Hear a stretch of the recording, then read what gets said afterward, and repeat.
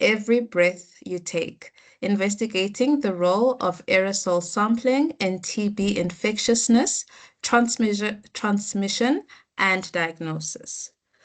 So an introduction to today's speaker. Our speaker today is Dr. Rouxjeane Venter. She is a researcher at Stellenbosch University.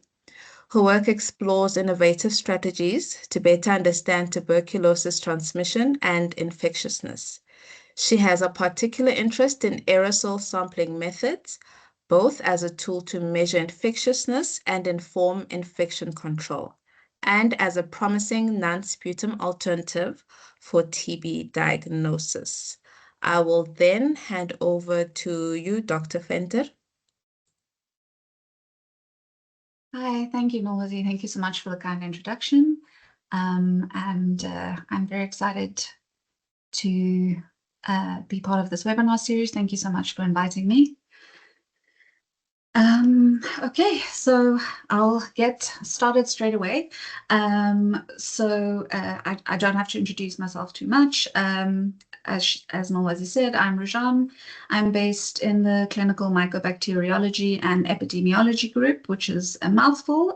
So we called CLIME for short, at Stellenbosch University.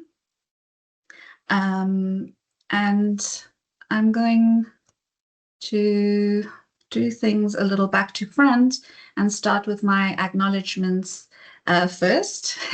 So CLIME is headed by Prof. Brans Ron. As you can see here, we're based in Cape Town. We're a big group, and we consist of clinical teams as well as lab teams. And I'm just going to put a little plug in front here. Please reach out to us if you guys are interested in any collaborations, interested in our specimen biobank or any technology accesses. And then without further ado, the talk outline. So I'm just going to briefly discuss why aerosols, give a brief history on aerosol research throughout the ages, back then and now, and then I'll focus on some of the studies that we've done in CLIME. So why aerosols? The answer is very simple. TB is an airborne disease, so it's important to look at aerosols when we're thinking about TB. As this is the TB think tank, I'm not going to give too much background information on TB as the disease, but it is the #1 infectious cause of death from a single agent. And in the last WHO report, they reported that about 10.8 people every year get TB. However, it's massively undiagnosed, and there's a large portion of people who remain undiagnosed. And this includes people with drug-resistant TB and drug-susceptible TB. Now, this is due to many different reasons that I'm not going to go into. You know, there's many gaps in the TB care cascade, from health system issues to accessibility. But a big issue is ongoing transmission and underdiagnosis. A lot of recent talks have also been around subclinical and asymptomatic TB. And it has been reported that about half of TB is subclinical. So in this image here, you can see this is just reporting the proportion of subclinical disease in different countries. And as you can see, it's generally around 50%, sometimes more, which is a big problem because currently when diagnosis happens, it's because someone is presenting with symptoms and then presenting at healthcare facilities and so on. So if those participants aren't symptomatic or they don't feel like they need to present to healthcare facilities, they're not getting diagnosed and they're continuing transmission. A big part of it is also because sputum is used as the main specimen for TB diagnosis, and collecting sputum is often a huge barrier. Sputum scarcity is currently underreported in research. When looking at some prevalence surveys, sputum unavailability or salivary sputum, so in this case, it's of inadequate quality, is quite common, especially in people living with HIV and children. So here you can just say see this is the percentage of samples that were sputum samples that were unavailable, as well as information on whether it was salivary, if it was collected, that information. So here you can see Eritrea had most of their samples ended up being salivary. There's a lot more research that needs to be done into sputum quality, but this is just to give an example. So in our data, based at our clinics in Cape Town, about 18% of people with symptoms at clinics struggle to make an acceptable sputum. And this is even higher, obviously, for asymptomatic people or people with sublingual TB. And then it's also higher in risk groups not yet self-presenting, so in household contacts that are either symptomatic or asymptomatic. So there's really a need for a non-sputum alternative that can be used when sputum cannot be collected. This is not to say that sputum should be completely ruled out. There's many positives of sputum. You know, it's high bacillary load. It can be used for culture, which can be used for drug susceptibility testing and so on. Excuse me. But there is room to complement it with other specimen collection methods. Specifically, if you look at accessibility, a lot of non-sputum methods are a lot more accessible than sputum. And if you look at this hypothetical situation where you have a test with high sensitivity or one with slightly lower sensitivity, but it has higher access, you can end up diagnosing more people correctly with the test, as well as ruling out a lot of people that don't have the disease. And so, you know, even finding 1 over 0 makes a difference. And so it's important to consider that in implementing sample collection and diagnostics. That's also to say that TB sputum positivity doesn't always mean infectiousness. So each person is different, and I'm sure you've heard this before, and we'll go into more detail as we present some of the findings. But if you look at 3 different people presented here, all with TB, and they all exposed to the same number of individuals, in some cases, there are people that just are more infectious. And so they end up transmitting, for example, to 60% of the people they come in contact with versus 20 or even 0. And if you think about this, it's so important to identify these individuals, because that's when targeted intervention strategies can really be implemented to greatly curb the transmission of TB. Even if those tests for identifying these individuals aren't that sensitive, if it can even focus on those with the highest risk, it still makes a huge difference in TB transmission. So I'm just going to briefly breeze through aerosol research, and that's just to show that TB has long been associated with coughing and airborne spread, so much so that it was spoken about 400 years BCE at Hippocratic Corpus, who described it as a wasting disease. Aristotle even had early airborne theories suggesting that it's contagious via foul air. And this goes all the way up to various different mentions and posits on what TB could be, up to Robert Koch, which I'm sure everyone is familiar with, who discovered that Mycobacterium tuberculosis, the bacteria, causes TB disease, and that he confirmed airborne transmission.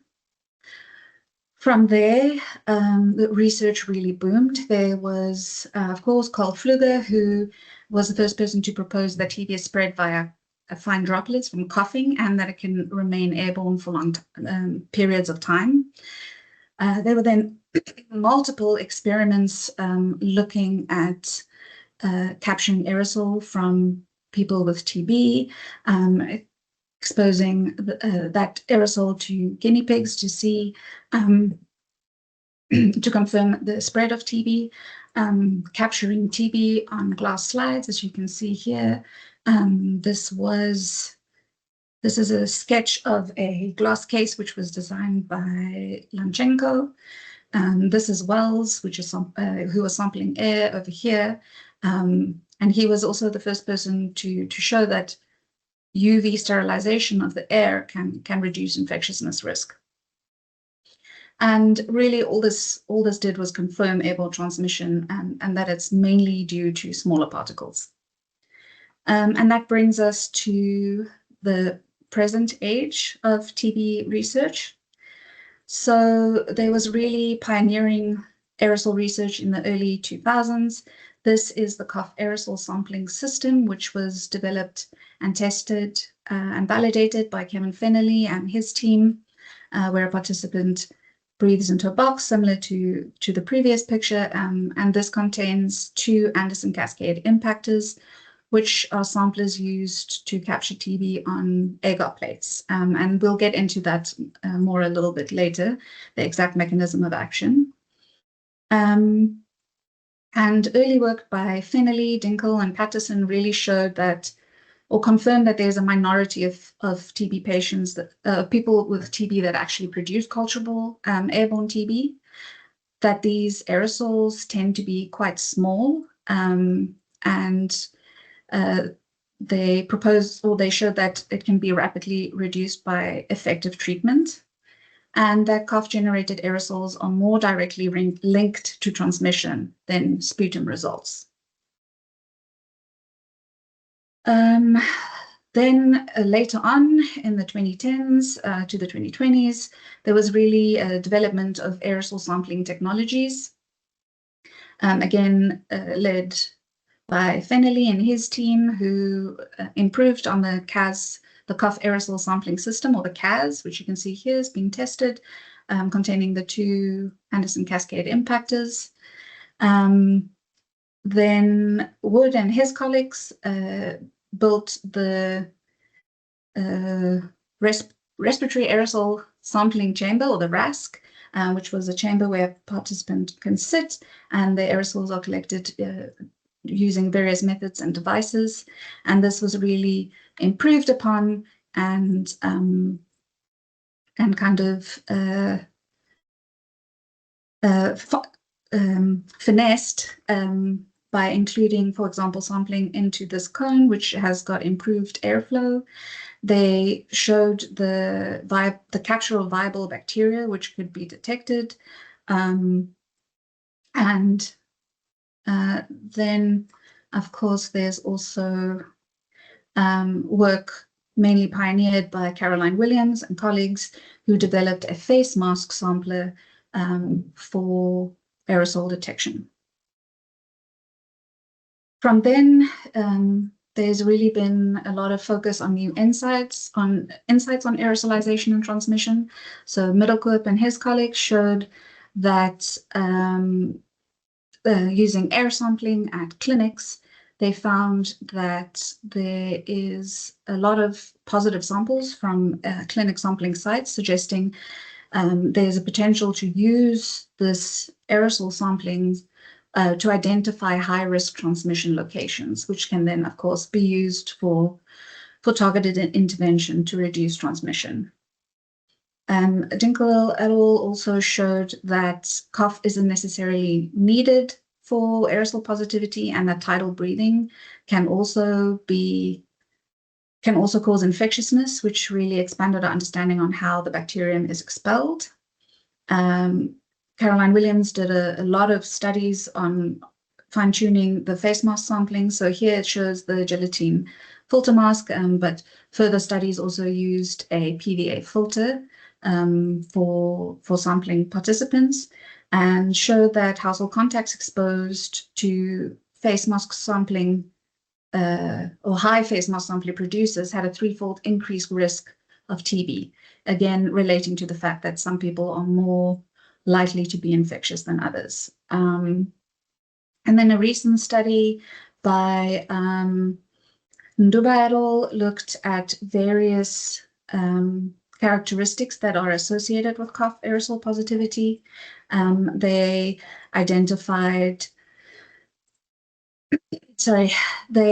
linked aerosol cough culture status to host characteristics, specifically higher bacillary burden, a younger age and larger upper arm circumference, and also linked it to specific host inflammatory profiles, which was really the first study that was looking at host-specific characteristics, which is an interesting avenue I'm excited to see more research on. So looking at some of the research we've done, firstly, I'll talk about looking at the difference between positivity and susceptible and resistant strains.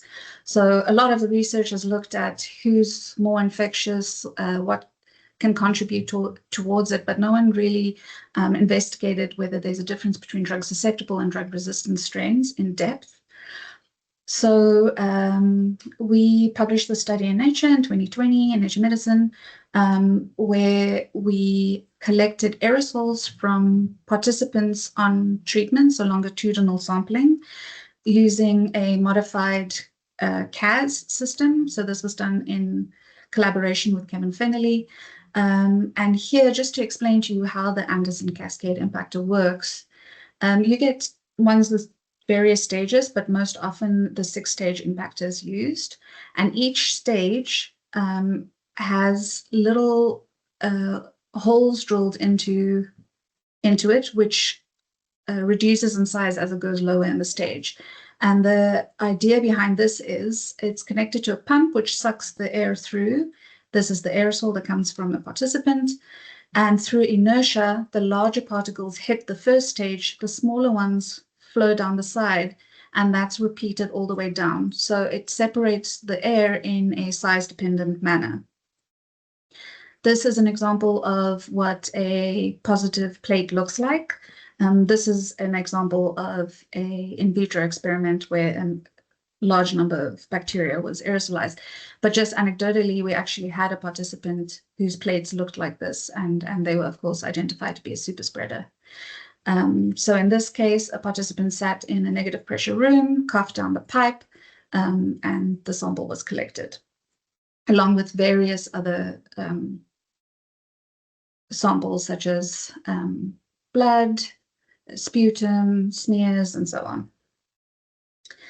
So these groups were divided into, the participants were divided into 3 different groups. Group 1 included all the drug susceptible, and those with INH mono infection. Group 2 specifically included RIF mono, people that were resistant to rifampicin and isoniazid, so MDR-TB, and then pre-XDR.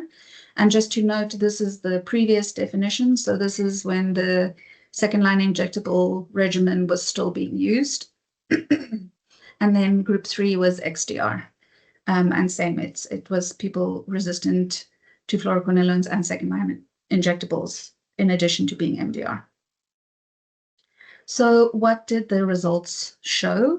So of the 452 participants that were included in the study, with reliable results, so this included non-contaminated and so on, we found that 142 were CAS positive. So this is looking at all of these over here. And of these, 42 had colony-forming units, so measuring a single bacterium as a colony-forming unit greater than 10, which indicated a higher risk of transmission. When we looked at various factors that could correlate with aerosol positivity, one of the ones that showed up was bacterial load, and this was quantified using the smear microscopy grade. So the higher the grade, the more bacteria are seen in the microscope. And as you can see, those that had higher bacilli in their sputum were more likely to have a positive aerosol, as well as higher numbers of bacteria in the aerosol. Now, that's not to say that the people with lower bacterial load or even negative weren't positive. They were still positive results. It was just more likely if there was a higher bacterial load. When we looked at treatment,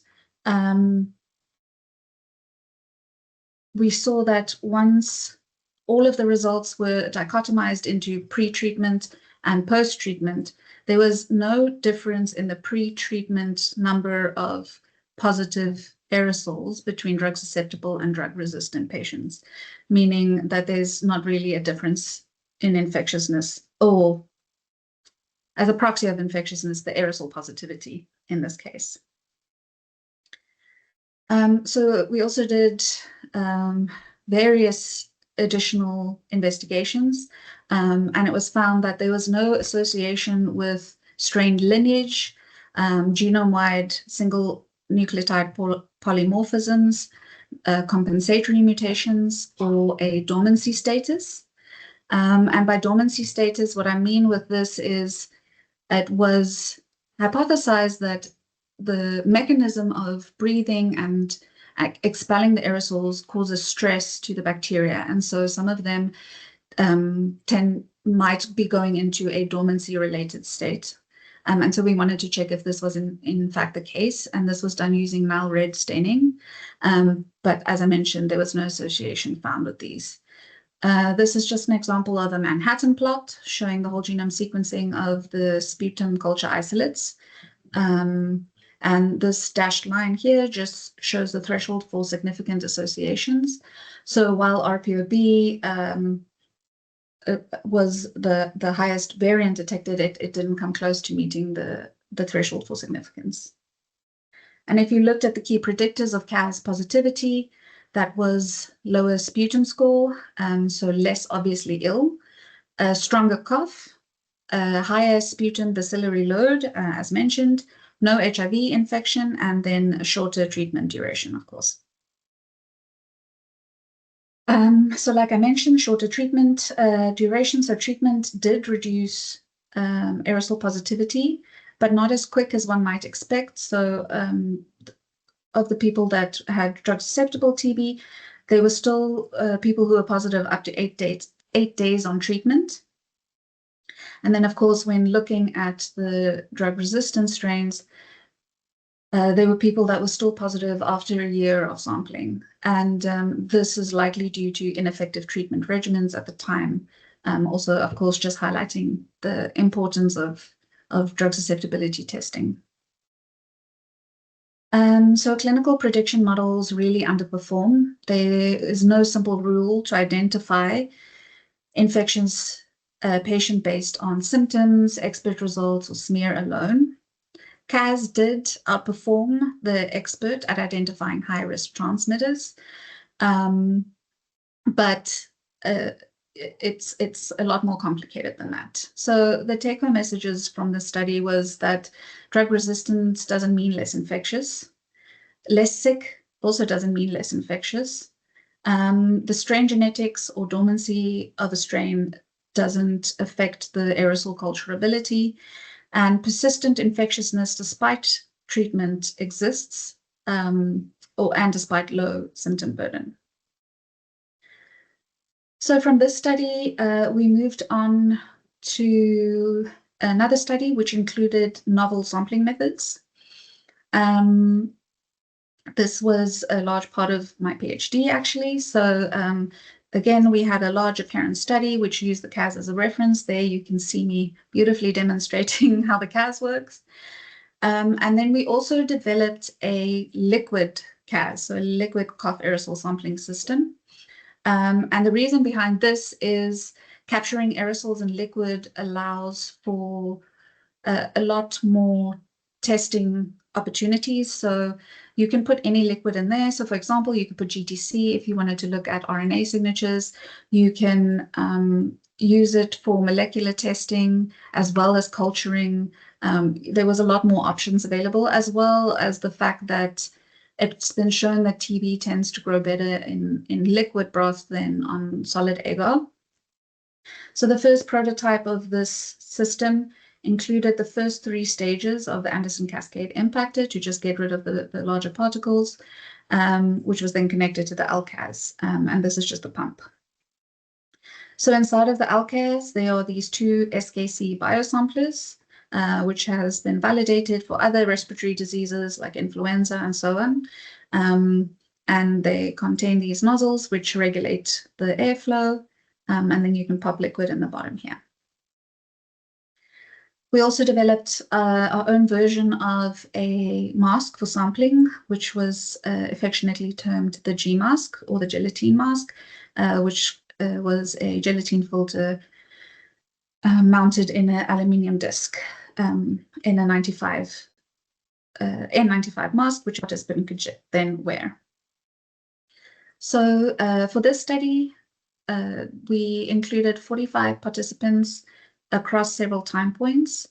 And these participants were sourced from a larger parent study, which was evaluating the effectiveness of the new bedaquiline regimen for treating of drug-resistant TB. All of these participants also received the masks, and then only the participants with drug-resistant TB, a subset of those received sampling with the ALCAS. So this included two arms. So there was the intervention arm, which included the bedaquiline containing regimen, as well as the routine arm, which had the then standard of care treatment, which was fluoroquinolones and second-line injectables. And then a subset of these each got ALCAS sampling. There was also a small subset of drug-susceptible participants that were sampled, but only at baseline and not followed up longitudinally. This is just an example of what the gelatine filter looks like when it's been used. It becomes like a jelly layer, and it can be removed and processed. We used it specifically for culturing using the MGIT tubes because we wanted to know if there was viable bacteria being expelled. And then we also did something called a most probable number assay, which includes culturing it in standard 7H9 broth, as well as broth that was supplemented with exponential phase cell-free extract. So that's extract from exponential phase growing bacteria with the idea that this contains certain elements such as resuscitation promoting factors that might resuscitate bacteria that are in a dormancy related state or that are differentially culturable. And this was based on work led by Bhavesh Khanna that showed that there's differentially culturable bacteria in sputum. And so we wanted to see, similar as we did in the previous study, if there is a dormancy related bacteria in aerosol, which might also contribute to ongoing transmission. So this will stay dormant. It won't be able to be cultured, but once it enters a viable host, it's resuscitated and can cause disease. So this is just an example of how it works. It's a dilution series that goes across. So this is the broth supplemented. And then wherever the growth stops, you can then back calculate and approximate the colony forming units per mole, and this is compared to straight just normal 7H9 broth. And in this case, for this participant, you can see there was more growth with the supplementation, suggesting there was a subpopulation that had a dormancy related state. So just a quick summary of this study. It was found that after week 1, only masks were positive. There was one positive ALCAS at week 1, but further than that, both the CAS and ALCAS were negative. There were some interesting cases I'd like to point out. There was this participant that was positive for both GMASK and ALCAS, but was culture negative. Then there was this participant, there was only one participant that was positive for all 3 sampling methods. And that being said, we didn't have follow-up data for this participant, but they ended up developing drug-resistant TB just anecdotally, and was identified as a super spreader. So sorry, just to say the golden shade just indicates culture negativity. There was also 2 participants. So there was one that was positive at week 0 for the mask, then negative, then popped up again as positive in weeks 4 and 6. And same, there was a participant that was negative at baseline, but popped up at weeks 4 and 6 as positive using the masks. And both of these participants ended up being lost to follow-up in weeks 8 and 16. So this is just to indicate that, aerosol positivity can return if treatment isn't maintained. There's also one participant that was positive at baseline and then only popped up again as positive in week 8 using the mask, as well as the exponential cell-free extract, or the MPN assay, using the liquid culture, but was negative for all other culture methods, which is just interesting, and suggests there might be a dormancy-related state there.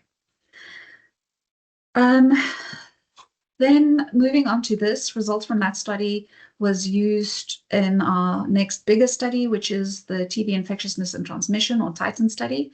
This was done in collaboration with Dr. Koen van den Driesche, which is based at Universiteit Antwerpen. And for this, as well as Rob Warren, the initial work was led by Radesh Mishra.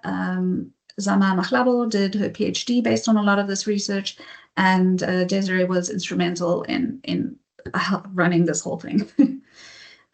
So this was used to develop the human aerosol chamber, based on previous work done by Koen. So this is a 95-liter drum where a participant can stand and do various breathing or coughing or so on. It has sampling ports that are connected to various samplers, including a Anderson cascade impactor, our ALCAS, and a particle counter. There's also CO2, humidity, and temperature monitoring at all time, and all of this is done per second so that it can be linked up and digitally recorded on a laptop. And then the samples collected in ALCAS was used for ultra testing. It was used for MPN testing, as well as standard culture. And then the ACIs were cultured as per normal. Sputums were also collected from these participants. So in this study, we specifically looked at different respiratory maneuvers, and then the effectiveness of face coverings, specifically non-stigmatizing face coverings. This was in collaboration with the city of Cape Town, to try and reduce transmission by determining if people are happy to wear non-stigmatizing face covers, as well as 2 weeks of treatment. So the face coverings we looked at was a Queen Charlotte, a surgical mask, a cyclist buff, and a bandana. And then participants would come on consecutive days and either wear the mask, the face covering, or not wear the face covering. And this was pre-treatment. So the first randomization decided which type of face covering they would get, and the second one decided on which day they would wear it, on the first or the second day. And then they came back 2 weeks later for another sampling after treatment. So the participant would be asked to stand in this chamber and do various respiratory maneuvers for a certain period of time. We had 2 different protocols, A and B, where A was for 10 minutes and B was for 20. And then the participant would exit and we would sample the aerosols left in the chamber. And the reason behind HACK was all of the sampling methods up until this point really looked at kind of superficial, short, like 5-minute sampling of forced cough, forced breathing into a collection device, which might not be an accurate representation of how aerosol positivity can transfer. So this was developed to have aerosols collect over a period of time, obviously in an enclosed space that can be sampled and kind of aged, drop to the table, the bigger droplets if needed, and so on, and then to sample that entirety to give us a better idea of the homogeneous mix of aerosols. So we had participants start with tidal breathing, where they just breathe normally, and then if they felt like they had to cough, they used a tissue to suppress it. Then we had spontaneous cough, where we asked them to cough freely without suppressing it, and then forced cough, where we asked them to cough as much as possible. And then, of course, end of the day sterilization. So the main findings from the study were that the face coverings reduced the particle counts, regardless of respiratory maneuver. So while forced cough had a larger proportion of people with positive results, there were still positive results across all of the respiratory maneuvers, including tidal breathing, which supports the previous research that was done.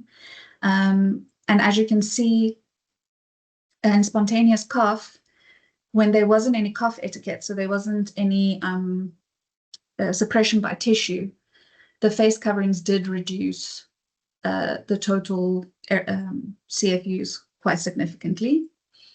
And in most cases, the face covering reduces the number of CFUs, if not completely down to 0, at least much, much lower. I mean, 406 to 13 is a big difference. There were, of course, 1 or 2 anomalies where they were positive using face covering, and that was for various different reasons. Just to mention, some of the other main findings were that there was culturability of aerosol using the MPN assay with the EPCFE supplement. And there was one case where aerosol positivity was detected using only that and none of the other culture methods. But that definitely warrants more investigation. And then treatment did not change particle counts after 2 weeks, but it did definitely reduce culture and PCR readouts. And yeah. So from this study, we were very excited about sampling of aerosol, but the problem is HAC is a large, cumbersome thing. We have to bring the patients there to be tested. It's very difficult.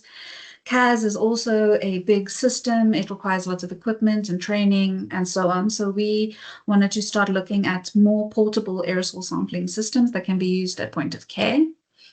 One of these was in collaboration with the Karolinska Institute, so with Drs. Jay, Tony, and Nuno, as well as our Stellenbosch team, the amazing Jamie and Zandi. And this was part of the aerosol sampling for tuberculosis study, or ASTRA-TB. For today's session, I'm only going to talk about the clinic sampling we've done. There's also another aspect where we're sampling at HAC as well, but this is particularly focusing on the point of care sampling at 4 primary care clinics in Cape Town. So Climb has mobile clinics set up at these 4 clinics in Cape Town. And we recruited symptomatic adults that had sputum ultra results, whether positive or negative. And this was sampled using an electrostatic sampling device. So this is known as Thor, or a TB hotspot detector. And basically how it works is there's little carbon fibers here, and when an electric charge is run through it, it creates an electrostatic field, which draws the bacteria to the sampler in the middle, which is connected by a magnet. For the study, we placed this in a sampling booth based at our clinics, where the door was closed and a patient could be sampled. So very briefly, we had a participant enter the booth, cough a minimum of 5 times over 5 minutes. They then exited the booth with Thor switched on, and then Thor remained switched on for additional 5 minutes of sampling without the participant in the booth. The sample is then very simply collected by just placing a microcentrifuge tube over the sampler and just lifting it up. The booth is then aired for about 15 minutes and the sampling is repeated. So each participant gave 2 samples. This was then sent to the lab for processing. And this is also a very simple step. The samplers are just rinsed. In this case, it was phosphate buffer with a 0.025% tween. And the samples were pulled together to increase the odds of detecting aerosol. And then that the volume was made up to 2 ml using TE buffer. We didn't use expert sample reagent in this case to run an expert ultra, just because it has been shown to be quite harsh on pulsar samples, especially when decongestion and stuff that's not a sputum sample is needed. There was also a subset of the participants where we did environmental sampling. So this was done prior to any sampling of the patient. And it's in a similar manner, it was 10 minutes of total sampling with the door closed, and then processed in the same way. So one of the issues we ran across when we were trying to look at aerosol positivity was that Expert Ultra, as many of you know, reports on TB detection and rifampicin resistance. And it does this through 2 different probes. So the one probe is the IS6110, which is an insertion element, and the other one is a RPOB probe. So the IS6110 probes are multi-copy genes. So IS6110 is a multi-copy gene, which means some strains have 16 copies, some strains only have 1 copy. And you don't get that information, obviously, from an Expert Ultra because you don't know what strain is in there. And that probe is used to give you information if there's TB detected or not. And then it also has this TB trace, where it will tell you if there's very, very low quantities of TB. The RPOB probe is, of course, used to give resistance information as well as bacterial load information, so high, medium, low, or very low. And this is based on cycle threshold values, so basically how many times the amplification cycles need to happen before it's detected. So my colleague Jay came up with this great ratio method where we do the cycle threshold value of sputum IS6110 probes versus aerosol to give us an estimation of bacterial load. So obviously the lower the threshold, the higher the bacterial load. So the higher the ratios, the more aerosol. This was also done for the environmental versus the aerosol from participants. So I'm just quickly going to zip through this. So we had a subset of patients with environmental controls, like I said, and then of these, 41 had a positive environmental control. Of those, 21 had aerosol detected from the participant as well. And so to determine if it was a true aerosol detected from a participant, we used this ratio of environmental control versus participant control, and anything over 1 indicated that there was higher bacteria in the participant's aerosol and can therefore be included as a true positive. The main analysis looked at cohort 1, and that's what I'm going to present on. We also did additional analysis, stringent analysis, looking at those that only had negative environmental controls, those that had that were qualified in this special ratio that we developed, as well as all of them together. So looking at the main analysis, again, we found that there was a correlation with bacterial load and aerosol positivity. And then so the sensitivity for detecting TB was higher in those with a higher bacterial sputum load. Importantly, we also detected aerosol positivity in participants that were symptomatic but had TB not detected in their sputum. Though the significance of this is unclear, this is definitely something to note. When looking at the ratio of sputum to aerosol, there were 3 individuals that had a ratio higher than 0.75, which indicates a high capacity to expel TB DNA. And this is something that might be looked into for determining which participants are infectious.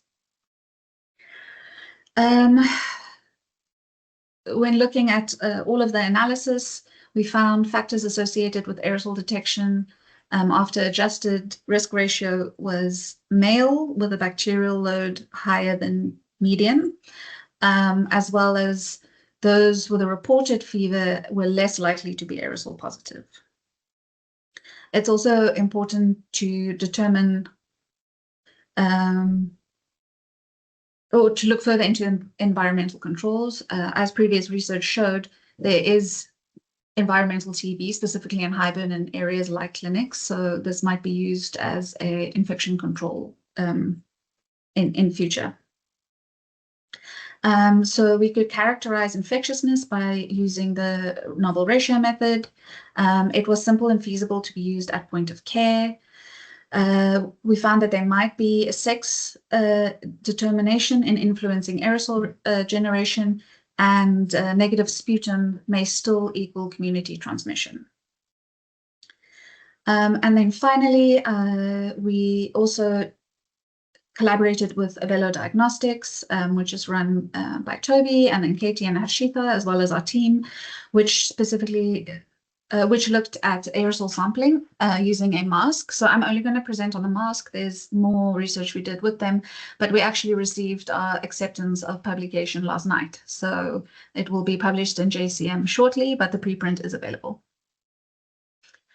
So the Avello mask was also designed to be used at point of care and to be collected at point of care. So it doesn't need to be shipped to a lab to be processed, the mask itself.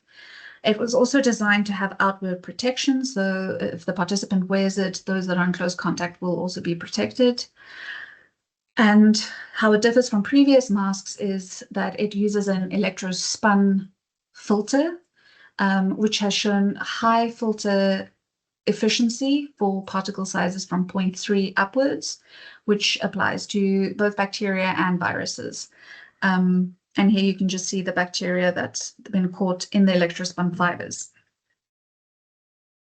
It's very simple to use. Basically what happens is you get the kit, you ask the participant to wear the mask. It's got a little black dot at the bottom, which just shows you which way to wear the mask so that the filter inlays are in the correct position. Participants are asked to do a deep cough 5 times at the beginning and end of sampling. They wear the mask for an hour. This can be worn while they're doing other things or waiting in the queue or so on, so it doesn't cut into time too much. When sampling's done, the cap is loosened. The stickers that are protecting the filter inlays are removed, and the mask is placed over the tube. The little stick that's attached to the lid of the tube is used to just push the filter inlay through into the buffer. The cap is screwed on, the mask is thrown away in a biosafety manner, and then the sample is collected and can be sent to the lab for either storage or processing. So for this study, because it was just a prelim study, we enrolled 61 participants. 51 had eligible results that could be used. And of these, we had 34 that were index test or mask negative and 24 that were mask positive. We then compared this to the microbiological reference standard. So we had 2 different methods of comparison. One was just comparing it to the sputum ultra result, and the other was a MRS, so the ultra plus culture. And through this, we determined 22 true negatives, 12 false negatives, 22 true positives, and then 2 false positives. Now, these 2 false positives, just to be said, this was done in triplicates, and only one of the triplicate was flagged as positive for these. So we went to collect additional clinical data to see if there was any indication that these participants might actually have had TB. And we also took these as well as a subset of true positives and true negatives for a more sensitive digital PCR. And what we found was that the mask had a high sensitivity and a really good specificity for detecting aerosol, obviously dependent on the reference. Again, sputum bacillary load A higher one correlated with the likelihood of being positive, aerosol positive more. But again, there were people who had negative sputum that were still mask positive. And in this case, we didn't find any difference between male or female sex in terms of aerosol positivity. The clinical data for the false positives also didn't show any indication of TB, and the digital PCR resolved the two false positives, detected both of them as negative, and the positives and negatives stayed as such. User feedback also suggested that the masks are user-friendly and feasible at point of care. So that's just to say this has great aspects in that it can be used while patients are waiting. It can improve healthcare worker safety compared to, for example, sputum or tongue swab collection. It's designed to be done at the point of care, which makes it a lot simpler than some other methods. Again, can be used as infectiousness indicator. So the next steps is really to validate this using commercial platforms, because if this is going to be implemented, we need to make sure that it's compatible to what's being done on the ground. It's also important to include non-symptomatic contacts and severely ill participants in the next round, obviously to give results from the true spectrum of TB disease. And a great thing about this mask and all the other samplers is it's disease agnostic. So yes, we are TB researchers and we're using it for this, but it can be used for any airborne infection. So just quickly to summarize what's next, passive approaches will never be enough. We can't wait for people to develop symptoms and self-present at TB clinics, because that's how we're missing all of these people and why transmission is ongoing. So what we have to do is active case finding and testing people regardless of their symptoms. So this is just an indication of cumulative transmission versus time at the start of TB disease, and how these various interventions can reduce transmission. So if you do symptom agnostic ACF, it really nips it in the bud quite early on. So going forward, this is what we'll be focusing on. So aerosol sampling, of course, has a key role to play in reducing TB burden. That's not to say it's the golden answer to everything and the be-all and end-all, but it's definitely a complementary method that can be used to identify infectious individuals. It can be used as a non-sputum alternative when sputum is not available. So even if it's got lower sensitivity, identifying that one person is better than identifying no one. It can be used for infection control, determining where it's better to implement strategies. Many of the new samplers are portable and scalable, which makes it ideal for active case finding initiatives. It can also be used to indicate if a person is likely to be more infectious, in which case TB preventative therapy can be offered to that person's close contacts to also reduce the chances of developing TB. Of course, this is just the tip of the iceberg. There's a lot more data that needs to be collected and a lot more research that remains to be done, but I'm very excited for this new age of aerosol research. So with that, thank you very much, and happy to take some questions. Thank you so much, Dr. Venter. I'm sure you can see all the applause. Thank you so much for this very comprehensive and enlightening presentation. First up, I see Lucy had written in the chat. Lucy, would you like to speak to your question?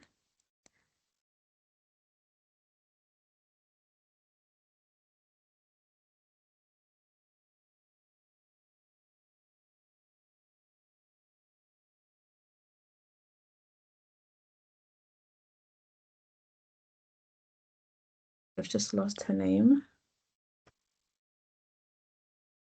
Sorry, I'm struggling to see the chat. Yes, so Lucy asks, did you have access to chest X-ray data for the 8 aerosol DNA detected and not detected? Yes, so this is referring specifically to, oof, now I'm going back way too far. Okay, I'm not going to go back to the whole thing, but yes, we did have chest X-ray data available for those participants. I stand to be corrected, but from what I can remember is there was no clinical indication that these participants had any signs pointing towards TB disease. I'm just trying to, oh, okay, yes, it was for the Astra study. No, I backtrack on this. For the study specifically, they did have radiological indications of possible disease, even though they were sputum negative. Thank you so much, Rouxjeane. Over next, I'd like to hand over to Janet. I've unmuted you, and thereafter followed by Tom Boyles. Yeah, thanks for the presentation. I mean, I think that at primary care level, we're always looking for better ways of trying to diagnose TB, particularly in asymptomatic people and contact, etc. As you said, active case finding. I mean, so now with the TUT policy and the TPT policy, we're trying to get sputums from people who aren't coughing and who well, and it's really hard. So I think the tongue studies, we're interested in that, but also this as an option. But I'm just kind of wondering about going from a research or lab setting to a primary care level.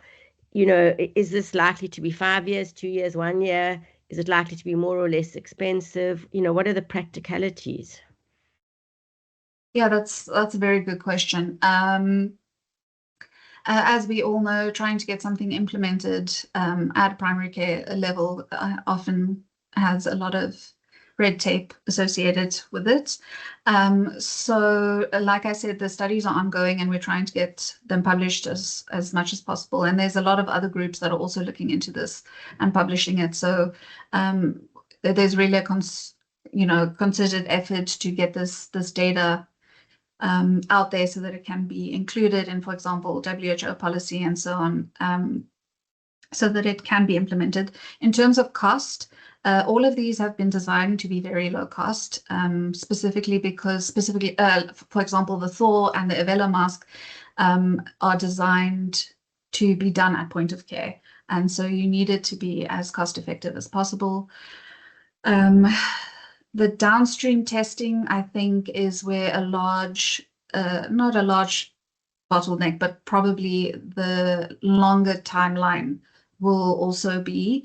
And that's just because many of the molecular platforms at the moment are designed to work with sputum and aren't designed to work with non-sputum alternatives like aerosol, for example. So the sensitivity might be less than ideal. But that being said, there's so many new tests coming onto the market, many of them which we are evaluating at CLIMB as part of the R2D2 network. So I think there's definitely promise. I would be remiss to give you an exact timeline, but I'm hoping, being very optimistic, in the next 5 years, there'll be more non-sputum testing at primary healthcare levels. Thank you so much, Janet. Thanks, that's encouraging. Yeah, thanks. Over to you, Tom. Oh, thank you. I put my comment in the chat, really. It's common when people work on tests to be very enthusiastic about the results without actually looking at what they mean. The sensitivity of the mask is okay, but the specificity is absolutely terrible. 92%, people tend to think that's good because it's above 90, but actually a specificity of 92% in the context of active case finding is really, really poor. It means that you'd probably be over treating. You might have a positive predictive value of maybe 25 to 50% maximum. And so you're talking about putting people on treatment when they have less than 50% chance of having TB. So I just want people to often bang on about this, but this idea, it comes partly from the WHO TTPs, which are really not fit for purpose, that 90% specificity is good. It's not. It needs to be for something like that. It needs to be in the very high 90s, 98, 99% to make it worthwhile. So there's a long way to go. I'm not saying it can't be done, but it's we're a long way from eulogizing about this at the moment, unfortunately. Thanks, Tom. And yes, I I do agree with you on this. And when it comes to interpreting results, specifically diagnostic accuracy studies and so on, that is to say, obviously this is still a prelim study, and there's a lot more optimization that needs to be done, and hopefully will be done. But it's also important to know that this could potentially one day down the line be used maybe as a triage test or a screening test, because like I mentioned earlier, for active case finding, you're going out there and you're going to test all the people. If it's low cost, it's much better than, you know, it's better to test 1,000 people and maybe only pick up 1 or 2 than none of those people get tested at all. But I agree, implementing it in real world settings is that's a very idealistic way of looking at it, and there's obviously a lot of barriers and things to take into account. And I agree that there's a lot of input that needs to come from a lot of different systems in order to make a dent in TB transmission and diagnostics. Yeah, so that's really. I would just say that, you know, if you go out and test 1,000 people and you pick up 10, only 2 of them will have TB. That's a problem. You know, that you need something that's not good enough. You know, yeah. It needs to be. So I would say this is extremely early days. It needs to improve dramatically before we can start talking about that sort of thing. That's all of the point I'm making. Yeah. I'm not saying it can't be done. I think it can, but there's a long way to go. Yeah, no, I agree. There's definitely a lot of room for improvement. Thank you so much. I realize we are over time, but I will make time for Shamim and Russell. So Shamim, please go ahead. Hi, thank you. Great talk, Rouxjeane. First question and quick question is regarding your filter, the gelatin filter you use in your mask. Did you dissolve that directly in growth media or in water or buffer? So we dissolved it in both phosphate buffer and growth media initially to determine if there was any difference in the detection of culturability, and there wasn't a difference between phosphate buffer or 7H9. And these were from passively identified cases, right? So symptomatic, higher burden of disease. Okay. Yes. The reason why I ask is I am, just as a disclaimer, I am the lead scientist for transmission in Prof. Dida's group at UCT. And I echo what Tom said just before me, the difficulty of actually getting things to work, especially in the bracket of, actively identified cases, people with low burden disease or asymptomatic subclinical TB. It's extremely hard. We've tried the mass testing using electrospun material.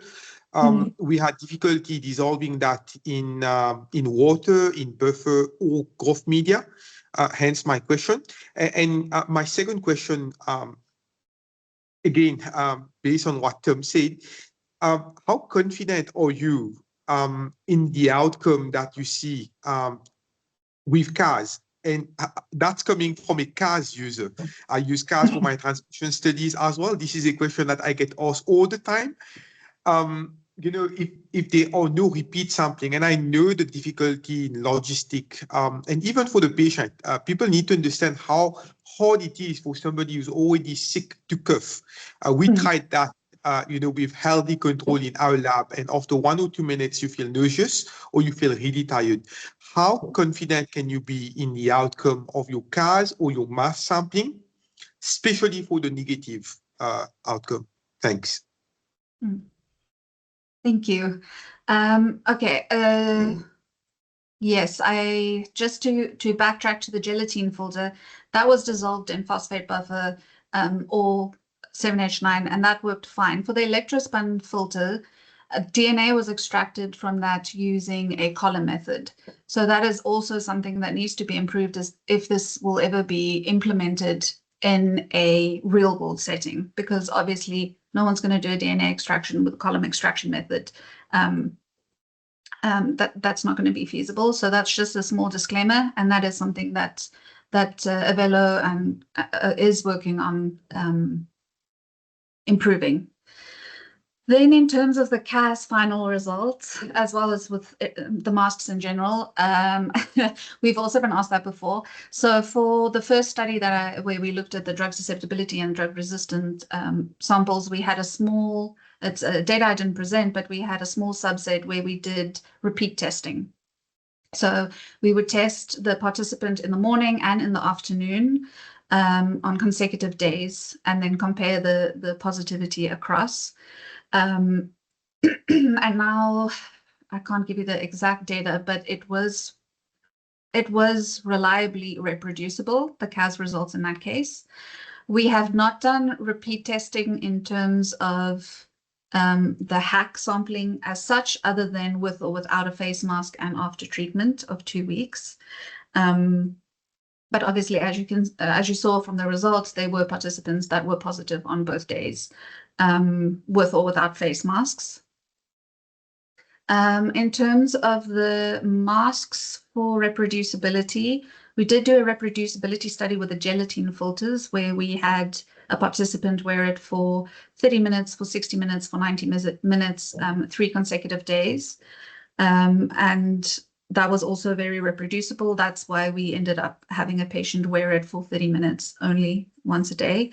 But I am unaware of the electrospun filters that Avelo have, if there's been reproducibility done through repeat sampling. But you're welcome to reach out to Toby as well. He's very great at answering questions, or I can find out and reply as well. Thank you so much, Shamim. And to our last question for the session, Russell, over to you. Yeah, okay. Well, mine will not be that complicated. Thank you very much for a very interesting presentation. Obviously, the big thing is the asymptomatic patients and the extent to which we can find them using existing testing methodologies. So given that we have the tongue swabs and we have this, what do you think is the most cost-effective way of doing it? Have you been able to get a better yield with asymptomatic people with these aerosol testing? Right? Is that where the promise lies? Not so complicated. No, just kidding.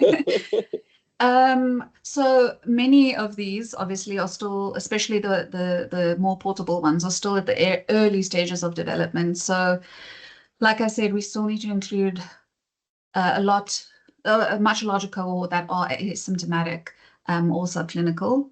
I must say, I know this is aerosol talk, but tongue swabs are looking, the research coming from tongue swabs are looking better and better now that the methods are developing a bit better, and there's molecular platforms starting to be developed specifically for tongue swabs. So I guess it remains to be seen. I think, for example, aerosol sampling may have a better place in the grand scheme of things in terms of identifying people or places that are more likely to contribute towards transmission, rather than maybe for a diagnostic, especially in asymptomatic places, people with asymptomatic TB. But yeah, I think the research going forward is just going to kind of expand exponentially, and I'm excited to see what else is out there. Thanks so much, Russell, and thanks again, Dr. Venter, for your time today. Much appreciated, and thanks to everyone in attendance for staying with us over time. And just a quick reminder, as always, if you'd like to see yourself on this platform in the coming months or weeks, please do email myself at ngosi@tbthinktank.org. And please do enjoy the rest of your day further. Thanks again. Thanks, National Wizzy. Thanks, everyone.